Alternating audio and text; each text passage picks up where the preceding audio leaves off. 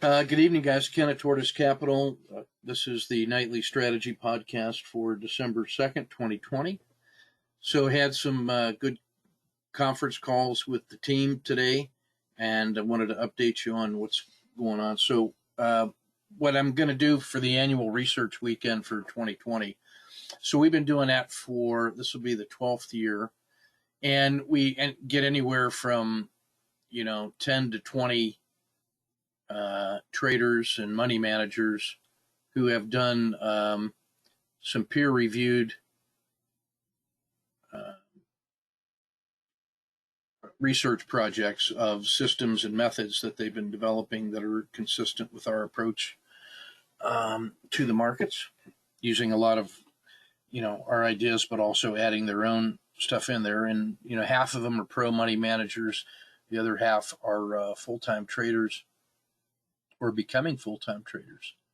And in some cases, we've had, folks that are transitioning to full-time trading that use that as a chance to brief their systems and their histograms and get peer review on their processes. And a lot of the insights that come out of these research presentations are things that then later become full-blown systems. A lot of Kim Anderson stuff that she's teaching at Tharp Institute kind of gets its test runs in those. So there's a lot of goodness, and there's just no way to do that in person. So I'm coordinating with that same usual group of suspects, and we're scheduling some one-on-one interviews with me that we will record and then put a package of those things together. As I get the recordings done, we will farm them out for commentary to the usual group, because that same group kind of reviews everybody's work. And so we'll get that whole package together, and I'm going to make that available to Platinum members once we get the whole package, just as a way to thank them for their support. I will probably make that package separately available. I haven't decided the cost on that yet. In the past, we've pitched that at $1,000 in order to help cover the cost of the conference. So it won't be more than that, but I'm mindful of the COVID as well. And folks out there that have the discount coins, that 50% discount will apply to that if you're not a Platinum member. But Platinum members will get that as part of the package.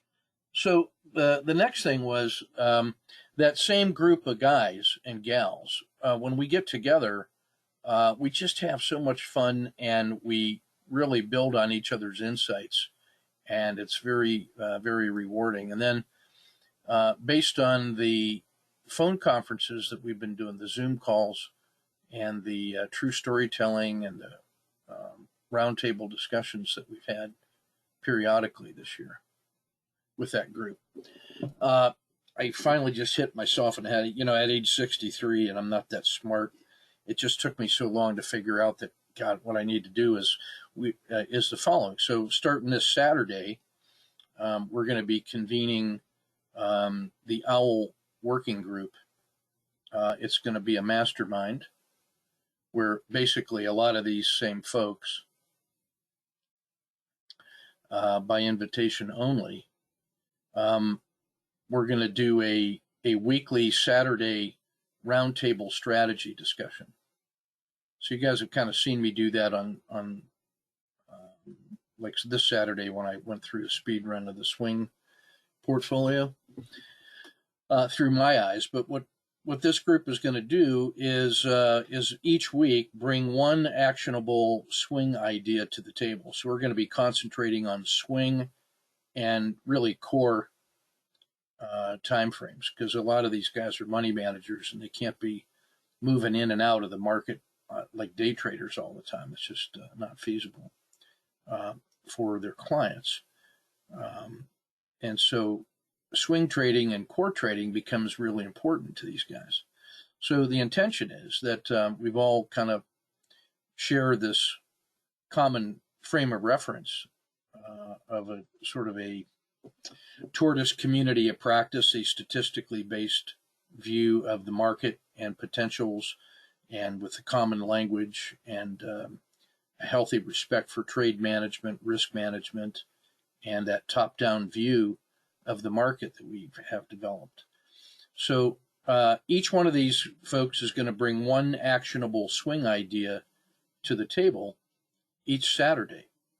And I'm going to have them post their ideas in our file exchange area for this team on Friday so that we can all read it. And then we'll come to that round table, and each one is going to have, a 5-minute elevator speech, or 3-minute, I think I'll give them 3 minutes. 3-minute elevator speech and one slide to really talk us through the concept of the trade, and then basically an actionable trade frame. So we'll get some kind of discussions around the board as each person puts one idea on the table and we talk about it. We'll have some kind of synergy typically going on in there. And then we're going to record that peer review. And by having it available Friday night, the gang can take a look at it beforehand. So we'll have had a chance to do some thoughtful review of it. We will record that whole session, which will probably take 60 minutes, I think, and produce a package of slides and voiceovers into a nice little concise package, which I'm going to make available to silver and gold and platinum. It's really geared towards folks at the silver level who are swing traders primarily, but even folks that are on gold and platinum swing as part of their work. The other thing that this is going to do is establish sort of a tracking portfolio and some accountability for ideas, so we can actually roll that back into like the research weekend. So this is going to, how this unfolds is going to be a research project as well. And then after a year, I'll see how that goes.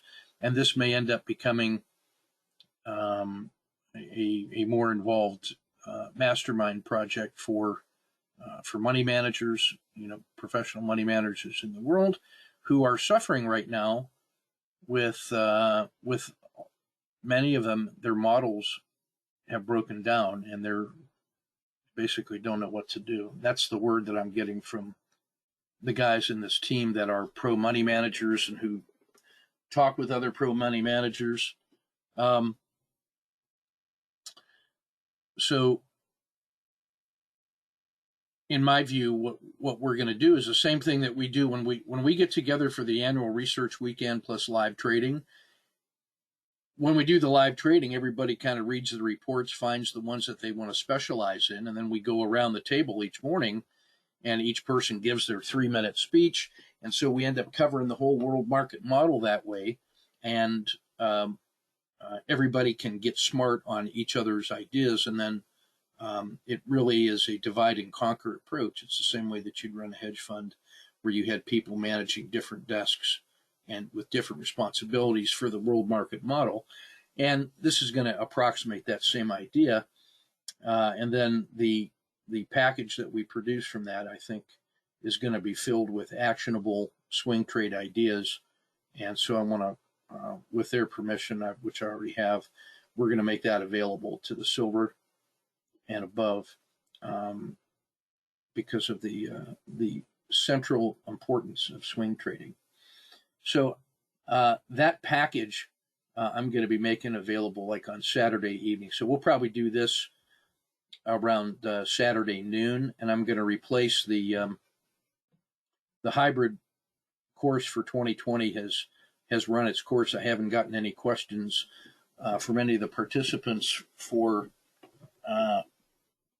almost 2 months, so I'm satisfied that I've met my requirements for them. And so what I'm going to do is I'm really satisfied with the Saturday morning Zoom call where we are exchanging true stories on topics of great interest to us as humans. And then I have been zooming from that right into a Q&A session. So what I'm going to do instead is use that Saturday afternoon for the OWL working group, and then we will produce a concise package of ideas to brief Saturday evening. And you can think of that as a supplement to my weekend reports, but this will be an informed community of practice. And then Sunday we'll retain the review of the mark dip charts that you guys put in the chat room. So that's I'm calling this the OWL working group out of respect for my dad and swing trading. So if you think about the tortoise as that kind of all-weather multi-purpose trader trucking along, sitting on his back is that owl, kind of with some wisdom for the way ahead, supported by some, if I could draw an eagle, I would. An eagle kind of doing the scout out and the protective boundary of day trading inside here. So the OWL working group, by invitation only, will be this live swing trade collaborative learning, and then the output of that will be a report for silver and above. After that phone call, and I've got buy-in from the first 8 folks that I talked to, and all of them are pro money managers. So this is going to be pretty interesting, and will help us give swing trading a little more respect in 2021, which is the theme for that year.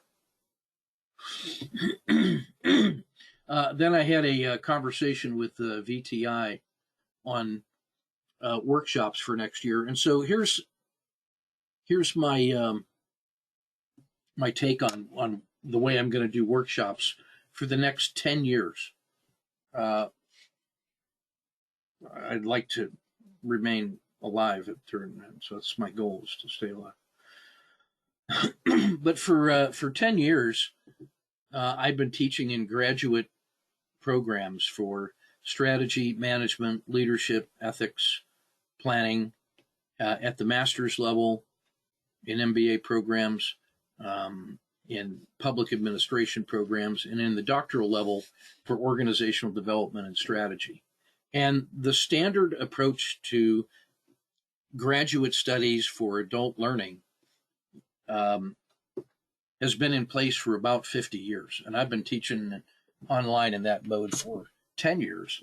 And the way that works is you have a 10-week semester. So imagine in a 3-month period of January, February, and March, you can imagine a swing course that has 10 lessons. Let's see, 1, 2, 3, 4, 5, 6, 7, 10 lessons. It'll be a 10-week course, like a semester or a quarter, I guess. 1 lesson per week.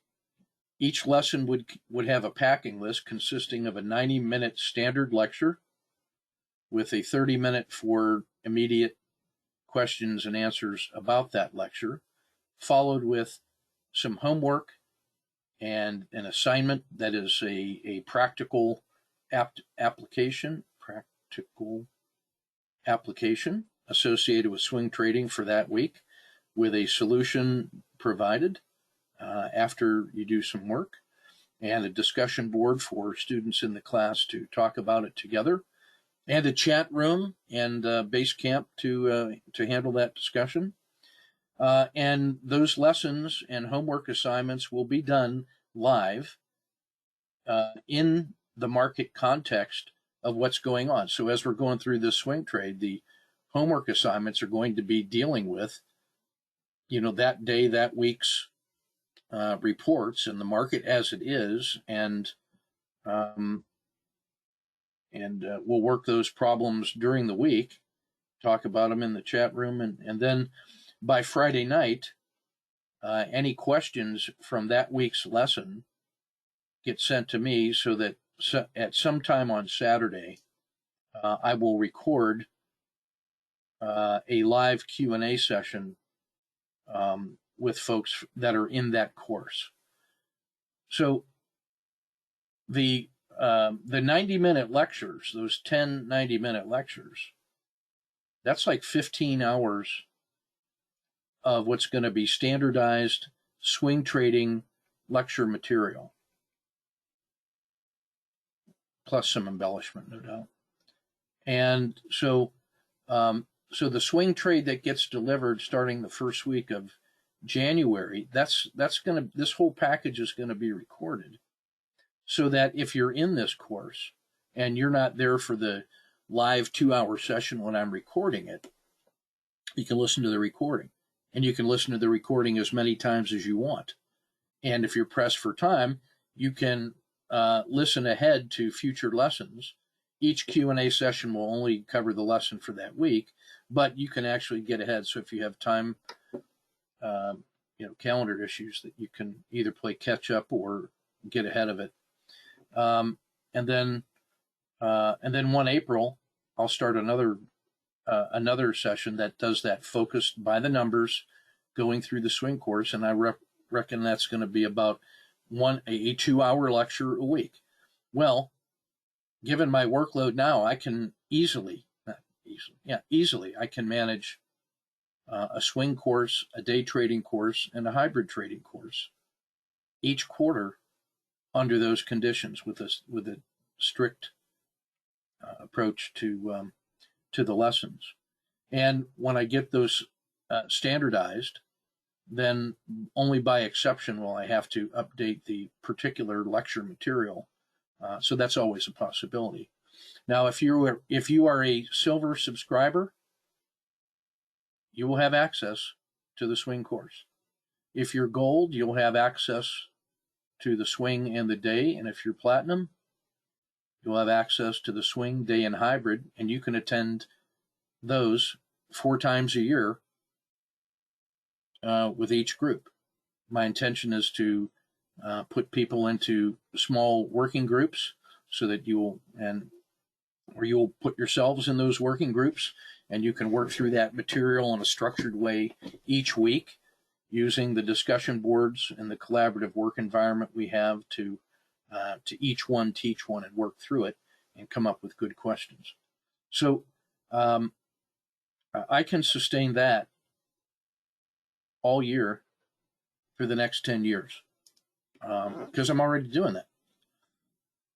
So when I talked with the folks at VTI, that actually is going to help them, because they're using a slightly different model, where they're taking a very tight time window and putting workshops just within that window, and then maybe putting some time restrictions on when you can see the material and all that stuff. My intention is to keep the recordings available to you, so that you can just keep listening in and reviewing them. For folks that are not subscribers, in the future, I may do some kind of separate home study course, or if they just want the material but without the collaboration, I'll probably do something like that. But my intention is to support subscribers in this way.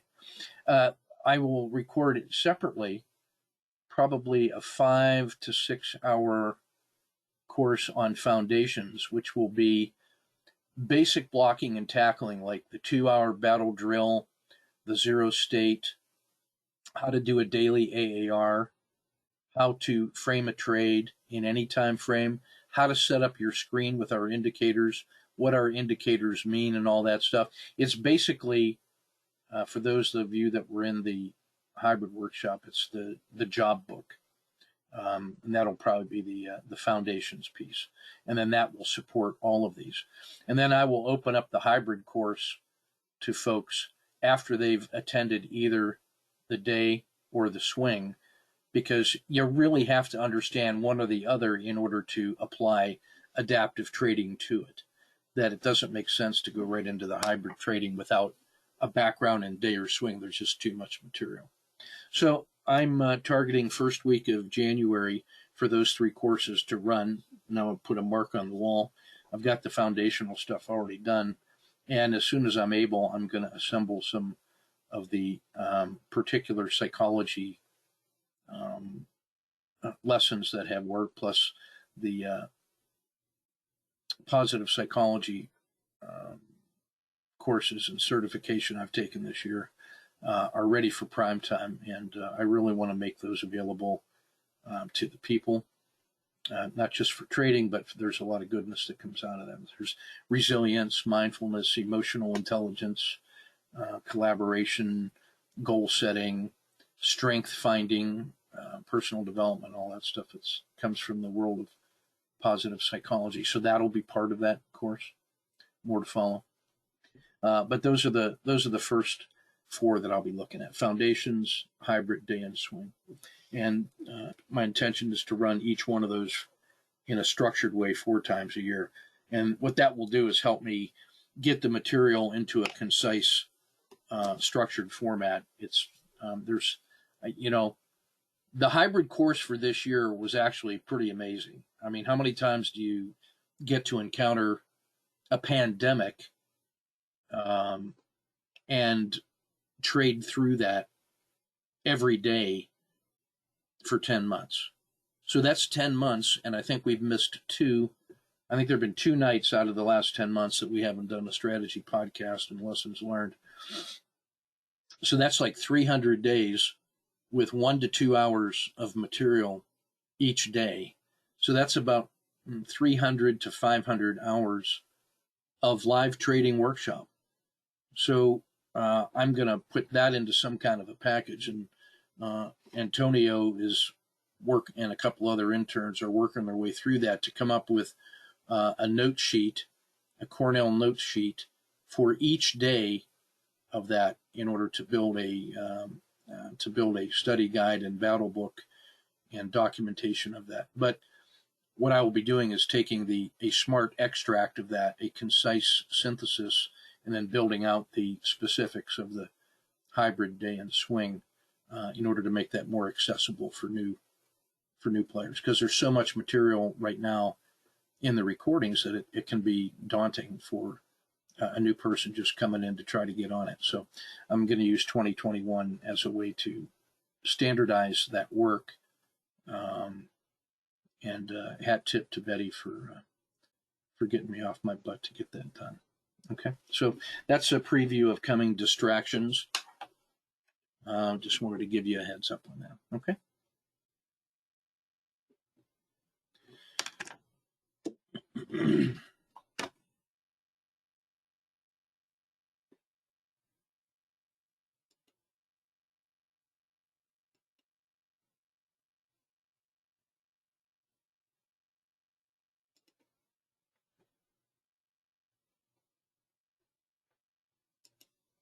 I have to turn that into a slide, I think, for Saturday. I'm talking to the super traders at Tharp Institute. So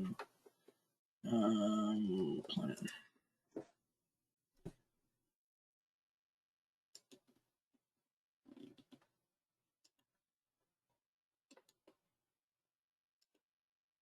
Thank you for your indulgence. Back to the show. Oops, wrong one. That's not what we're looking for.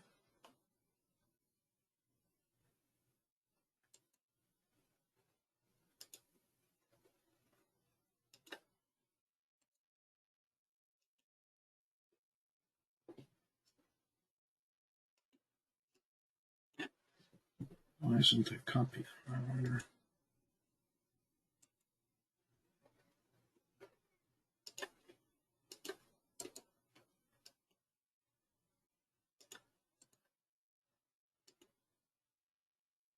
There we go. Excuse me. All right, so let's take a look at the day. All right. Let's get a little closer in on this thing. All right, so yesterday we pushed to a new 30-day and 10-day high. Today we had a little gap down, but it held at the baby dragon, and then spent the rest of the day making a strong close in the S&P. And so we are within striking distance once more of the all-time high and a new 10-day and a 30-day high. The dragon remains sloping up. We have strong support here now at the upper skin of the dragon, which is also at right about Z1, edge of the river. So we'll call that around 363. So strong support at 363. We have the southern skin of the dragon here at about 359, let's call it. Tomorrow's PSAR will be at 357 3/4. Today's PSAR was at 356.5. The 10-day low is about ready to move up a fraction here, but the 10-day low today held at 354. The Bollinger Band mean. Now, this is interesting to me here because at 351, when we look back,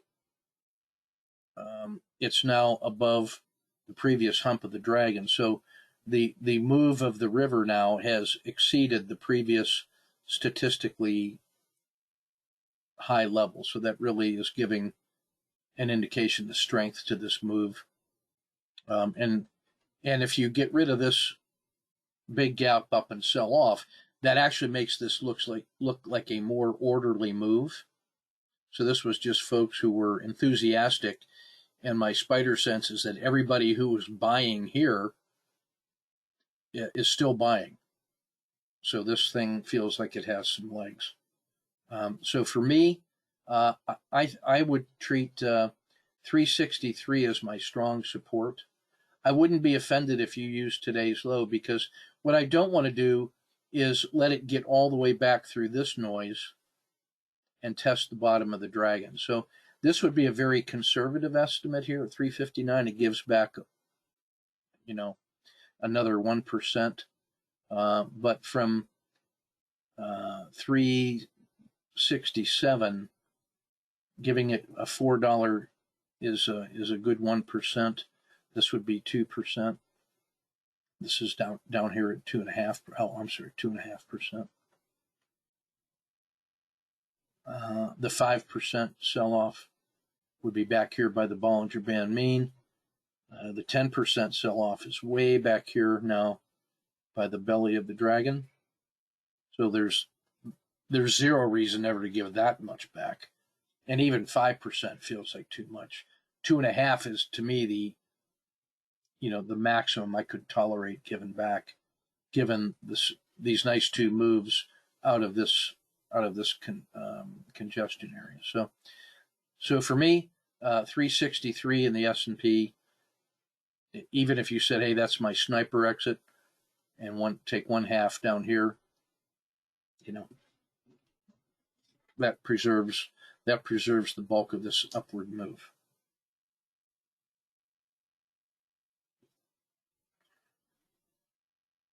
Lisa asked me, do the projects start in January? Those research projects that for the annual, we're going to record those in December, and then the first meeting of the that OWL mastermind group is going to happen this Saturday. So there's no sense waiting. I want to get 4 or 5 of those in the can before the courses start in January. I want to get moving on this. We have a sense of urgency in these days. All right, so I want to look at some of the trades of the day today. The first one I want to look at is NEO, right? So I want to just highlight a few things on this. We're going to work our way from the daily to the 1-minute chart on this, because I think it's useful to do so. Hell, I'll just use the arrow.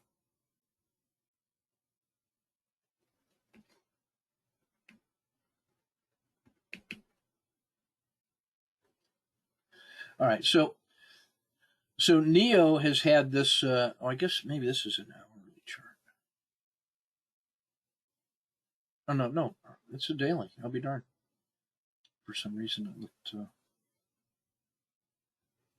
makes even more of an impressive move. So, Neo had been,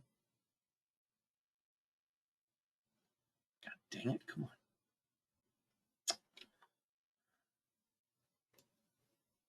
So Neo had been in this nice Z3 pinch down in here, and then around late October started breaking out. And this coincided with the real strong moves in Tesla and Nikola Motors, the other alternative electric companies that we track.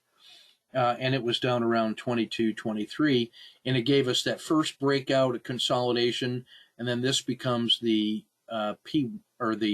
kata number 2, because you have a swing low, a higher low. You're in the summer. It doesn't even penetrate, the RL10 doesn't even penetrate the dragon or penetrate the PSAR, and then it moves out again. So right in this little, even if you didn't get the original breakout, right? Even if you didn't get this Z3 breakout here, then you can get this. That is kata number 2, the SSC, and then notice just how tight the the risk on that thing is not very large.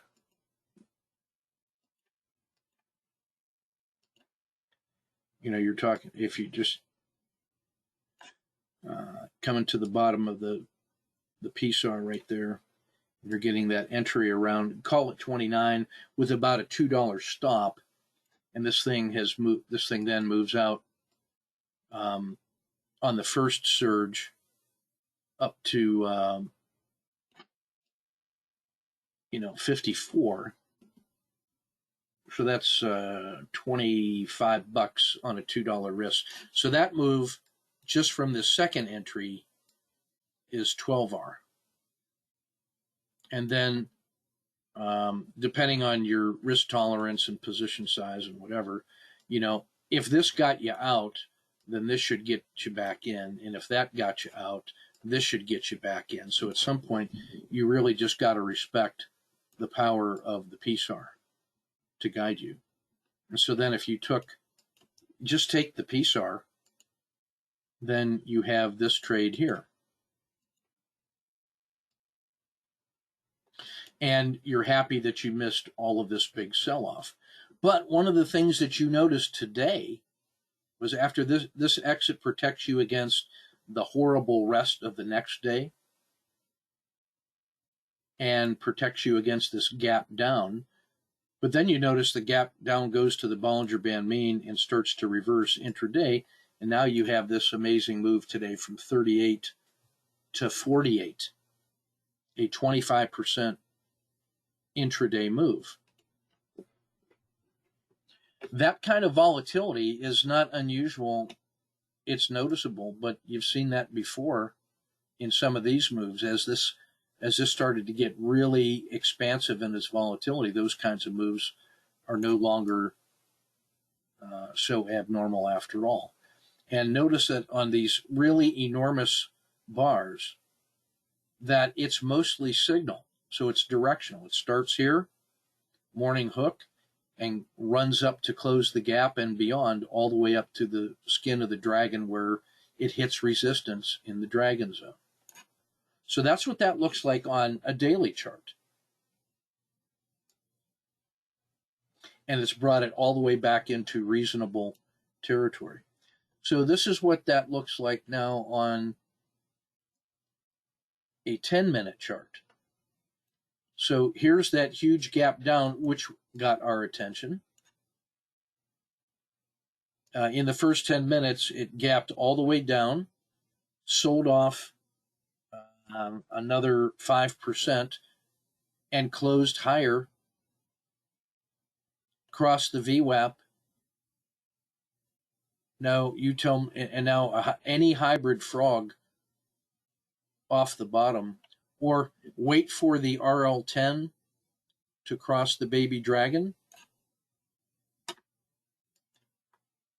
And, now you're 30 minutes in. Here's an entry. If you wait for the PSAR flip here, or you take the second, you take that trailing PSAR, which is one of our favorite techniques now, you would get an entry. If you waited for the PSAR flip, then you probably get this entry. If you play the trailing PSAR entry, which is the one I like, you get this one right here on this bar as it's breaking out of the dragon. And then you're using here we go, hold on. Let's see. Now you're using an entry you could either pick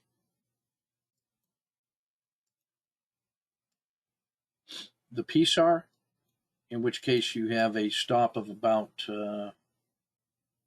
almost $2, or you could play the little more aggressive for a larger position size, the southern skin of the dragon, for about $1 of risk. That's 2.5%. And then on the 10-minute chart with a simple, straightforward Wu Wei exit,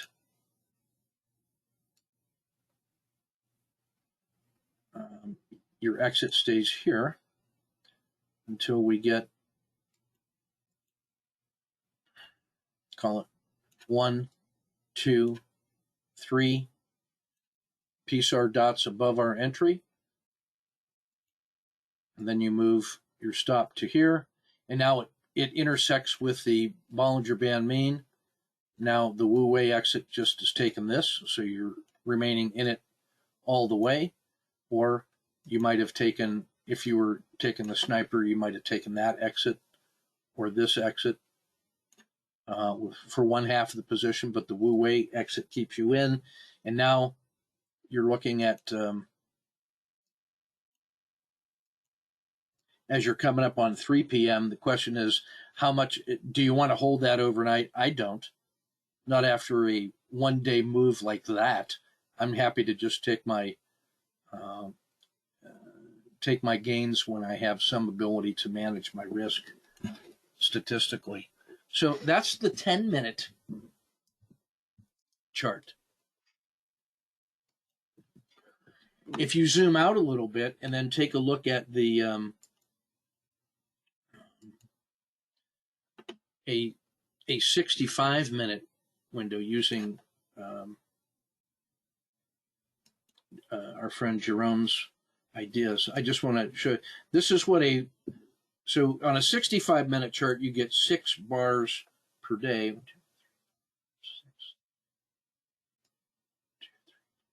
3, 4, 5,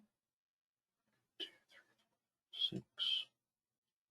1, 2, 3, 4, 5, 6. So this is what I'm color coding alternate days, and I want to show you some interesting ideas in here. 1, 2, 3, 4, 5, 6.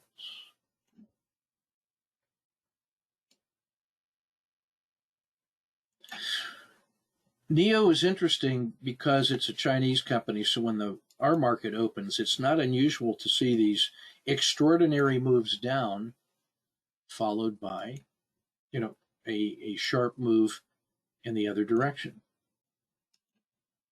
Here was one where it made a new high and then sold off and made a big move down.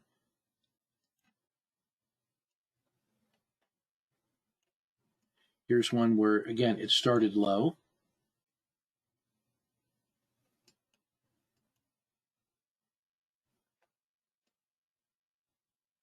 And the move was not as exaggerated as the one today, but you get that kind of a move. And once again, you get that extreme opening.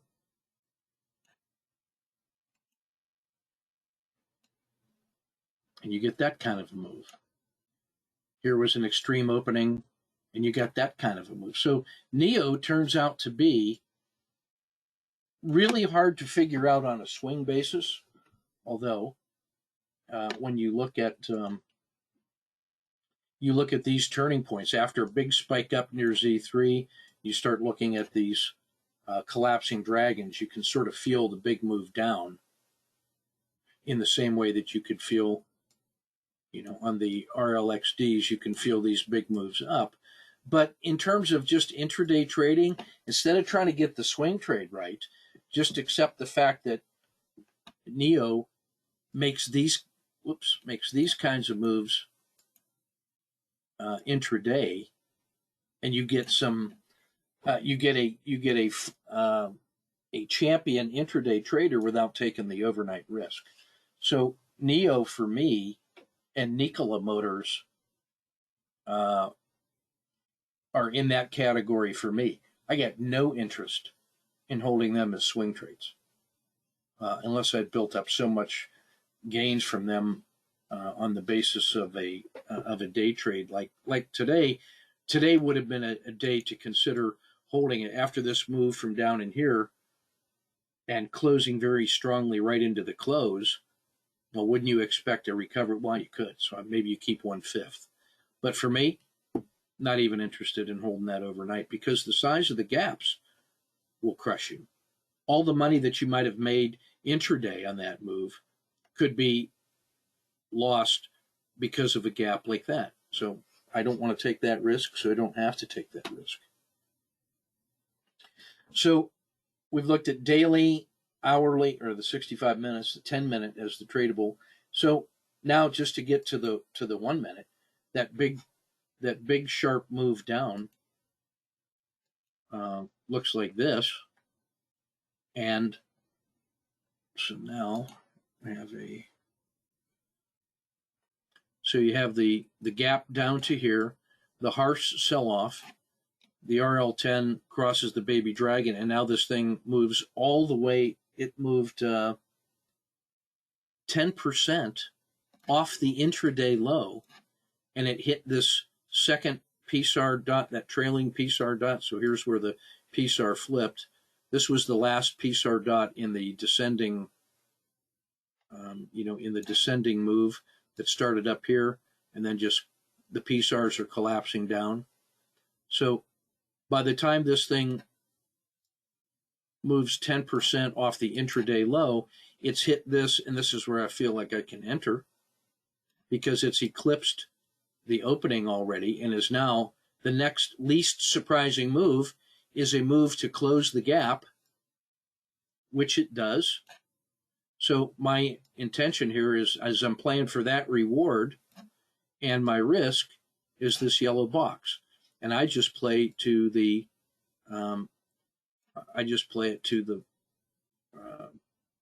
basically a $1 stop, which is 2.5%. So no, I'm gonna play a dollar stop. I'm gonna leave that in place, and I'm gonna play the Bollinger Band mean and take my exit up in here. Re-enter, scratch, and then I'm done with it because it's already so close now to where I was hoping that I didn't see much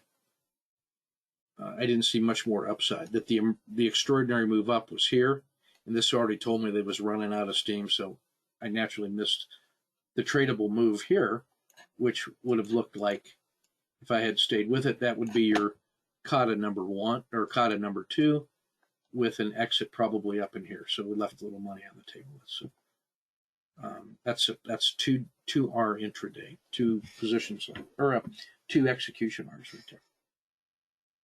But by that time I was exhausted from NEO.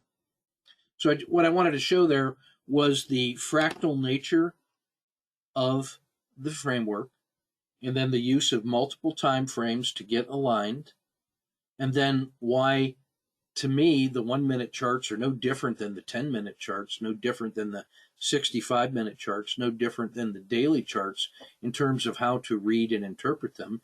It's just that the 1-minute chart resolves the tension that much faster. And when you see a 10% gap, you can do something about it, particularly when you're looking at something like NEO, which when it has these extraordinary gap moves early, the reversal, once it starts, is pretty compelling. You know, that's people picking off the stops in the book, if you ask me. So I'll just wait to see that happen and then let the size of the gap draw me like a magnet to the mover. My job is to find the mover. So that's what that looks like. Back to our regularly scheduled program here. So Devon Energy is one of our favorites, Frog Champion, intraday, and swing trade. And here he is with a nice orderly move, maybe the move of the day. Nice Z3 pinch and Z3 minimum manageable risk box. It breaks out from the Z3 on the opening. So I put my stop down here in the usual way. Add a second position on Kata 2 when it takes out the hump of the RL10. Take my orderly exit at the as a sniper in the usual way. Re-enter when it crosses the dragon again. Second position in when it takes out the Z3 pinch and the Z3 hump. Add a third position because why not? And then take the sniper exit, which scratches the third entry, but makes a good bank on that move. Because remember, the execution risk on this is to the PSAR. And so that execution risk is really small. That's 10 cents of risk. And that makes 14. That makes 5 execution risks on the first one, probably 3 on the second one. So that's about, that second trade is about 8 execution R. The third trade is a scratch into a pinch. And then the this last little piece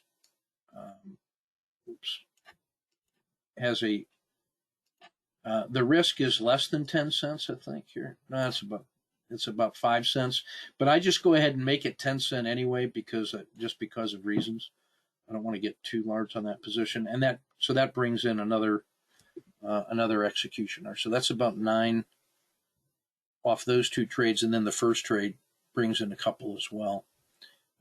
So that's a pretty good trade in Devon, and then no risk overnight, and that's all done by lunch. Next one is Nikola Motors, and so this is another electric car company. This one also had a nice Z3 pinch. I bought the Z3 pinch breakout. We've got about a 30-cent risk inside here. Moves out smartly, pulls back in an orderly way above the VWAP. Add a second position at the RLXD, supported by the PSAR flip. I take a sniper exit because it has this big long bar up and then immediately starts to reverse from outside Z2, comes back and then starts selling off sharply. So I just take that exit there. It comes down and finds support at the PSAR at the VWAP like it did this time. So I like that. So I wait for the RLXD, and then that doesn't follow through. So I just scratch that. Then I'm done with Nikola because that's a speculative play, just like NEO. So I'm not persuaded by their technology or their business plan at all.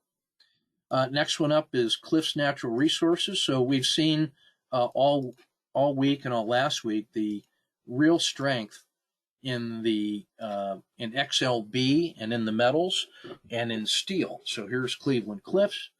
Here was a Z3 pinch and it broke down sharply. So there's the harsh winter. Here is the RL10 crosses the baby dragon, crosses the dragon. Here's the PSAR flip. There's your SSC entry. There is your fractional loss, so that I don't take a full loss. Okay, you got me. It makes a higher low. So now this is a low. This is a higher low. Here's the RLXD. I was a little gun shy. I waited for it to turn to the summer. So I buy it on the PSAR break. And that one just pays off like crazy. I waited maybe too long. to get the second position in, but I really wanted to see it clear this previous congestion area. So it did. So put the second one on. It pushed up to Z2 again, didn't go further, started selling off. It took a 1, 2, 3 exit, sniper exit at the PSAR, and then I felt I was done. That paid off pretty well. Next one up is U.S. Steel, same sector. This one was even more orderly. Here was the Z3 kind of pinch at yesterday's close. The harsh winter sell-off, quick reversal within 10 minutes in the morning. There's a 1, 2, 3 exit or entry. I wait to see the second PSAR, trail, if you will. So as that PSAR is pulling down and it makes the reversal, I'm tracking this move off the bottom, and now I decide to use the belly of the dragon because that's about a 15-cent risk, and that's all I need on a $15. That's a 1% risk. So there's the entry, there's the stop.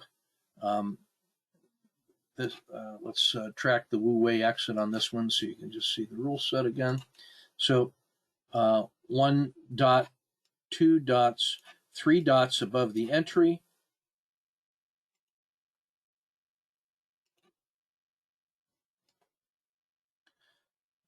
So on the 4th dot, then we go ahead and raise our stop. That stays in place until the Bollinger Band mean catches up. And then we just take the Bollinger Band mean and ride that all the way up. At this point, I've got the third position in here. So I take a sniper exit on half when it hits the PSAR. I mean, the PSAR exit wasn't bad all day. Wasn't bad on that one either. Even if you, like the research project, the PSAR exit isn't bad, but the Wu Wei is the Wu Wei. That's effortless action. So I take half at the sniper, half when it comes back and hits the Bollinger Band mean, and that's a really good trade in U.S. Steel. So Cliff, U.S. Steel, materials were all working today pretty well. And I think that was that the last one? Let's see here. Nope. That one, okay, that's U.S. Steel. Next one up, Simon Property Group was just massively good today. So this is a commercial real estate.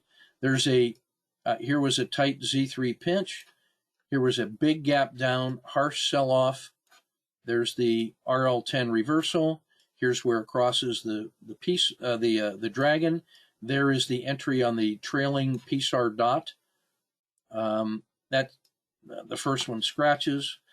The re-entry inside the Z3 pinch and the breakout. Now we're 30 minutes into the day. That one works.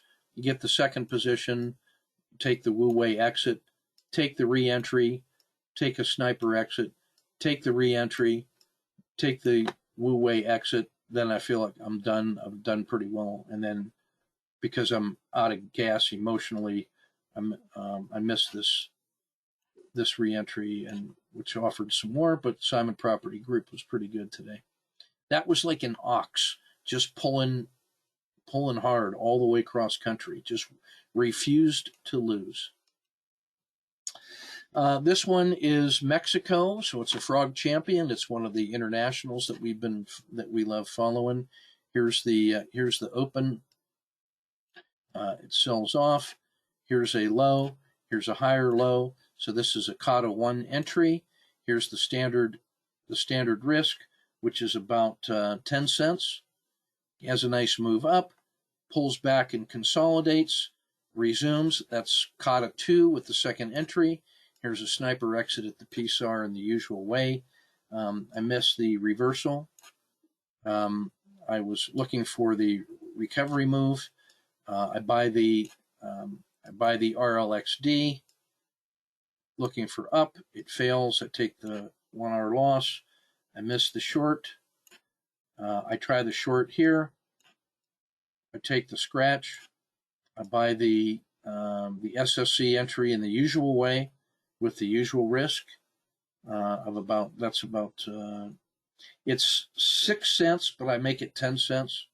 and then that one pays off. I only get one position on, and then get out of it just in time to miss the next bump up.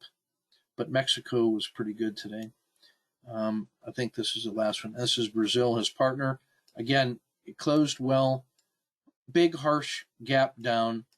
Quick sell-off and recovery into a scratch, into a re-entry, basically into a scratch. So I just shake it off, wait 15 or 20 minutes. It gives me a low, hold support at the VWAP.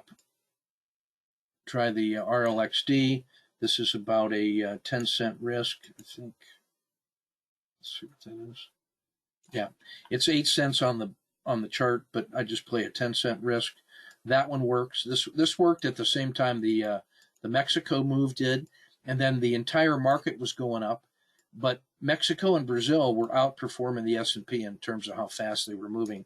So these were preferred over the S&P. But I liked the fact that the S&P was moving up, the Dow was moving up, the Russell was moving up. These were just moving up better, and take the sniper exit in the usual way. So plenty of routine trades. That's all standard work during standard market conditions. All right, let's shift to the daily report and bring it all home. We're pushing an hour on this one. So.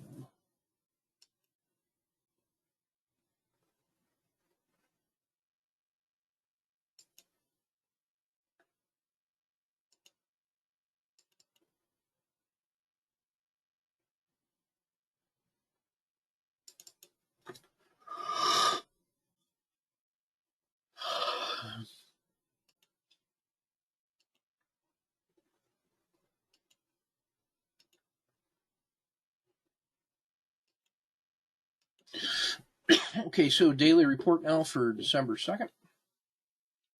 We've already seen the health check. We're bullish, normal, and overbought on everything except for the 2-day cycle, which is still at the high end of normal. We're 14.5% above the 200-day moving average. ADX is still kind of a choppy 19.7. ATR is on the edge of quiet, but it's still normal, but it's almost quiet at 1.1%. The risk Z is saying favor the long side on swings, but be mindful of sharp potential sell-offs because it's in nosebleed territory up in here. This is a normal place for it to roll over like it did here and like it did here. So those, this is part of a, maybe a local maximum where it's topping. So we can still be on the swing trades, but you want to be measured because we're so far above the zero line. Obviously, no channeling overreactions because price is so near the 10-day high. The 10-day min pains are the ones that are closest to their 10-day high. So these are been basically relative strength winners. You'll see a lot of energy in the max pains in the different portfolios there. On the Dow tactical, only a couple dojis. We had a few breakouts. Boeing broke out to a 10-day, 1 month, and 3 month high. Disney, maybe on some news that Bob Iger is hoping that the Biden administration will pick him up and work in the administration. That gets rid of their CEO and gives them a man on the inside. So in the hopes that that works out, maybe Disney powers to a new 10-day, 1 month, 3 month, and 6 month high. Verizon also peaked out of its 10-day range there. Only McDonald's suffered. Today was a 2.5%. So today was a 5DD failure. So McDonald's we saw yesterday was a 5-day down. This is one of those where it not only does not trigger the upside, it actually gives a short side signal for intraday trading because of the 5-day down failure. We got 3 interesting 551Ws. There is Caterpillar, Coke, and 3M offering the opportunity tomorrow for some second-day momentum. So all is well in the Dow. The ETFs gave some big breakout moves in Mexico on the 10-day, 1 month, 3 month, and 6 month. That's why it's on my list. Latin America and Europe also had nice recovery days today, and XME continued its move, and that's part of the reasons why the metals did so well today, is that they were all doing well. So when XME does really well compared to the rest of the market, it's the least surprising thing when U.S. Steel, Cliff Natural Resources, and Alcoa also have great days. So that was pretty good. Energy was the other interesting one that moved today. And as you saw, Devon Energy was amazing. Treasuries continued its little sell-off here. And the defensive play in real estate was a big loser also. The auto framer offers a handful of defensive plays that could give some value. These are ones that have been beaten down. So you got DuPont, Salesforce, Coke, Treasuries, Gold, 3M, and the industrial sector. So there's maybe some value plays. So when this starts running out of gas, or if there's a rotation, those are offering some upside. There was enough low volatility in some of these sectors that you get the nice one-day pop. So interestingly, S&P remains in the one-day pop move. So if it breaks out of that 10-day high, that's an all-time high also. That can really go. Caterpillar in pretty good shape there too. Honeywell has been good to us also.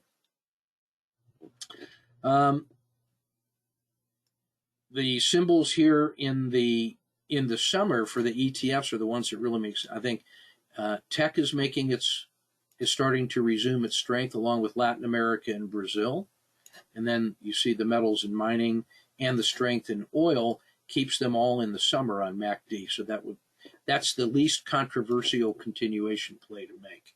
Meanwhile, gold, silver, and utilities, the defensive plays, are just getting smashed.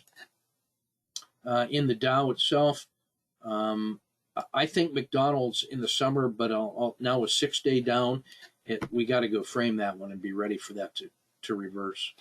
I mean, people got to eat hamburgers. Honeywell looking good. Apple continuing its moves up. The multi-time frame NDX summary, the last one. So the big moves in green down here: Boeing, Disney, Verizon, and then the smack down here in Salesforce, McDonald's, and Home Depot is just hasn't maintained its pace with the rest of the Dow, as you can see. And even Walmart, which has been pretty good longer term, is given back some. And all the joy's gone out of Procter & Gamble, too. I think that's a rotation out of the defensive sectors and back more into the growth side, in my opinion. Treasuries and real estate suffering, but big wins in the internationals here. Europe, Latin America, metals and mining, Mexico, and I would just expand that to include Brazil and EFA. Those are outperforming the U.S. right now. Because I think they either think Biden is going to roll over for him, or he's going to be so ineffective that they don't have to deal with the Trump volatility. How well Jason Perez, welcome aboard. How well do the strategies work with the NASDAQ? I prefer to me the very, very largest caps in the NASDAQ. Those top 5 by market cap. Those are great big fat things that everybody has to buy, and so the statistically based strategies work better on them. Not so much on the underlying smaller components of the NASDAQ, so I ignore them. I stay pretty centralized on the very large caps or very specific story stocks that have a lot of volume, and not because they're members of the NASDAQ, but because there's technical reasons why they and strategic reasons why they should be working. That's what gets us into like Tesla and NIO and Nikola Motors. But otherwise, I kind of ignore the NASDAQ. Its day is come and gone. I stay pretty much in the large caps. And Eugene points out Salesforce was smooth all day. Let me see if the screen will cooperate here.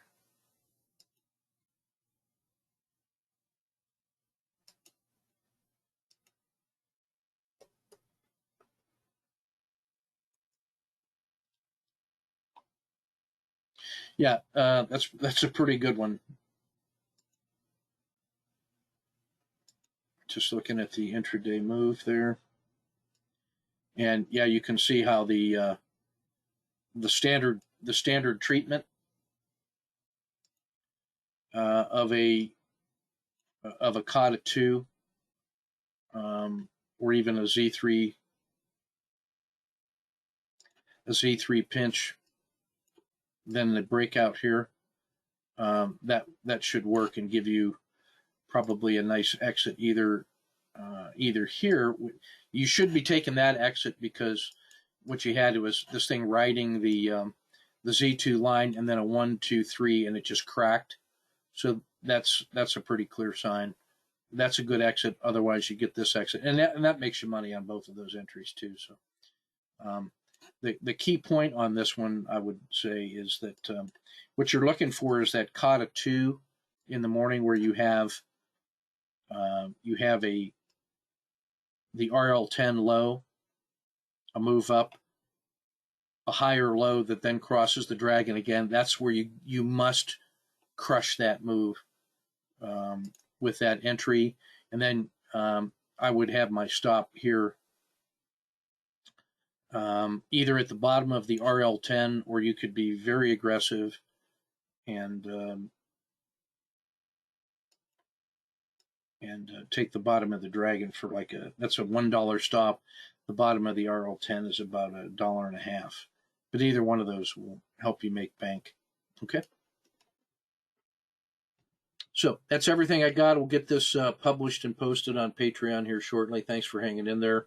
Went a little longer than usual, but I wanted to give you a heads up on some decisions we made today for the near future for some new projects and a new workshop strategy. Okay. So take good care, and we'll see you ready to rock tomorrow in the chat room. Take care. The marked up charts on that are in the on Patreon. I had a chance to post them just before we started today. Okay. Yeah, I think Dominic points out CRM, Salesforce bought Slack, so there was a big expenditure, but I think long term that makes good sense for them. But it kind of dilutes their business model, and then they got to figure out how to integrate. All those things tend to slow them down. But if you're going to be in the Dow, you've got to make targeted strategic plays like that. And then if there's anything to it, that should now allow these entries as swings to really benefit them in the long run. So I think it was just the shock of the news maybe took some people by surprise. And then, true believers who owned it before it got into the Dow, might have become just accustomed to the way their business model worked, and then get surprised by that kind of an acquisition, and so that can shake them out of the position. But I think long run, you gotta use your market cap to make strategic choices like that, or you're just going to get bypassed. You can't do all your own internal R&D in this modern world. You got to do selected acquisitions to keep the innovation going. So I think it's a good move on their part. All right, that's everything I got, guys. We'll get this published and posted, and take good care. Oh, I will say I finished up the 10 ox herding pictures last night. That is such a good visualization and exercise. There's a set on I'm trying to remember I'll post the link in Patreon, but there's about the series I listened to was by an Australian monk recording the text of a Zen monastery master from the early 1900s, and it lasted, each little lecture and commentary lasted about 40 minutes, which is perfect for my nightly walk. And I just really thought it aligned very nicely with the trader's mentality and trying to find balance in meaning and placement. And I'm contrasting that with some of the wisdom that comes from the Chinese Taoist Zhuangzi, which presents another interesting contrast to the Zen approach. And I find room for both of those inside my my values space, my life orientation space, especially when balanced in with Confucianism. So Confucius gives you a view of man inside society for that dimension of your life. If you're going to be a hermit and you're completely off the grid now, well, then you don't need Confucius, I guess. But if you're going to have any relationship with society, Confucius causes you to think clearly and deeply in the long term for what that relationship between you and acceptable society is. Buddhism in the Zen Mahayana approach of the 10 oxherding, it's the Mahayana plus Zen, the Mahayana form of Buddhism, I think gives you a real nice relationship between you and the universe, you the individual, and that finding your place simultaneously in the universe and yourself and in the world around you. And then straddling both of those positions, I think Zhuangzi gives you a nice a human in the world, but who rejects most of or steps outside of most of society's rules in order to have a personal relationship with the divine in the real world today without going kind of into the esoteric rejection of life that Buddhism, not rejection of life, but freedom from samsara, the world of illusion. So the Zen and Mahayana approach goes way deep into that. To me, the Zhuangzi form of Taoism makes a nice straddling balance point between the inner direction of Buddhism and the social relationships of Confucianism. And all three of those have something to say to me about, the Dharma of being a trader in the world, a market trader, and managing assets in the world. So I'm going to go listen to some more Zhuangzi tonight as a shift away from the 10 ox herding. But for the last 10 nights, each night I've walked about 8 miles listening to those lectures, and they're just really well done. So there we are. I have a nice sketch coming up on that shows the integration of those three ways of thought and the way I kind of bring it. And I take the approach of, I guess if I was going to say, well, what is my approach? It's really the approach of Miyamoto Musashi, as the swordsman, the way of the sword and the way of the bowl and the way of the sword and bowl. With it's not surprising that his guide was Takuan Soho, a Zen monk. And then Musashi as a warrior without a school. In other words, he was his own swords master and found his instruction directly from nature. So in that sense, he had a very almost a Taoist and Buddhist approach to the way of the sword. And then Takuan helped him with the way of the bowl for wisdom. So in my view, I guess for me, the quadrangle that brings it kind of all back is, if you can indulge me just for a moment, I'll just draw you the sketch now.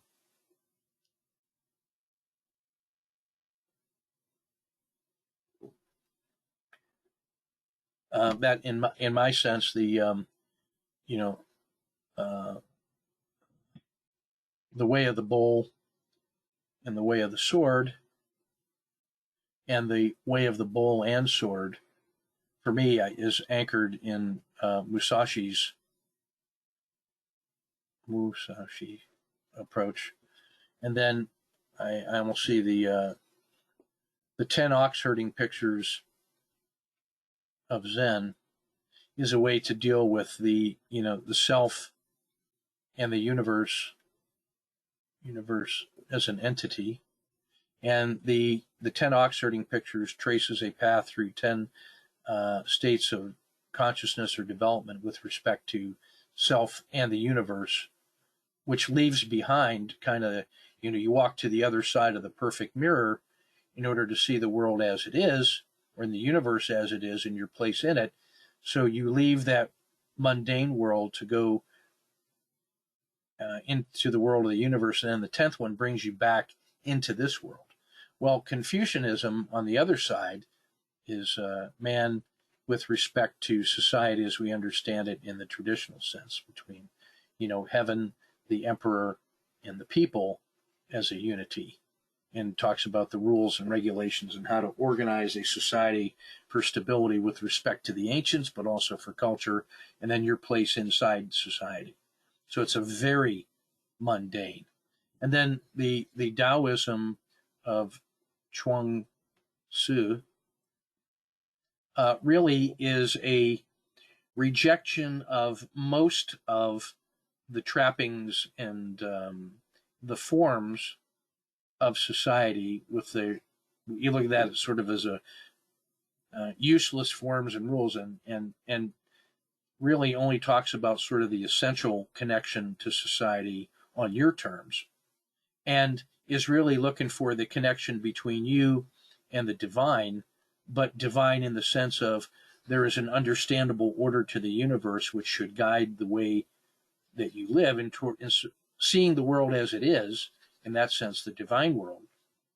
And then in that relationship, trying to find the forms and patterns that align with the divine nature as perceived by you directly, and then that leads your action in an effective way.